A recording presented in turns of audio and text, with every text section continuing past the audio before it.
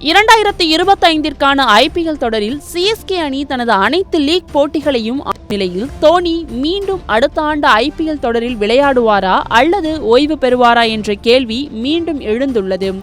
இந்த நிலையில் தோனியின் IPL எதிர்காலம் குறித்து பிரபல கிரிக்கெட் கமெண்டர் முரளி கார்த்திக் அவரது கருத்துக்களை தெரிவித்துள்ளார்.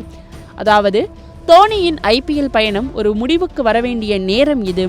சில விஷயங்கள் எவ்வளவுதான் பிடித்திருந்தாலும் ஒரு நாள் அவை முடிவுக்கு வந்தே தீரும் என்றும், மேலும் சில சமயங்களில் நாம் விரும்புபவர்கள் கூட நீங்கள் இங்கிருந்து செல்ல வேண்டிய நேரம் வந்துவிட்டது என்று சொல்லும் நிலை வரக்கூடாது.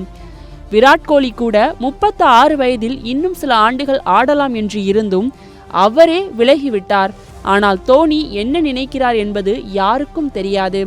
அவரது மனதை கணிப்பது மிகவும் கடினம் என்றும், 2025ற்கான IPL சீசனில் சிஎஸ்கே தலைவர் ருத்ராஜ் காயம் காரணமாக விலகியதால் தோனி தற்காலிக கேப்டனாக பொறுப்பேற்றார். இதனால் அடுத்த சீசனில் தோனி மீண்டும் கேப்டன் ஆவாரா என்று ரசிகரின் கேள்விக்கு பதிலளித்த கார்த்திக், கேப்டன் பொறுப்பு ருத்ராஜுக்கு கொடுக்கப்பட்டது ஒரு தொடர்ச்சியான செயல்பாடாகும். அவர் அணியை தனது கட்டுப்பாட்டில் கொண்டு வந்து கேப்டன்சிக்கு பழகிக்கொள்ள நேரம் கொடுக்க வேண்டும் என்று வலியுறுத்தினார்.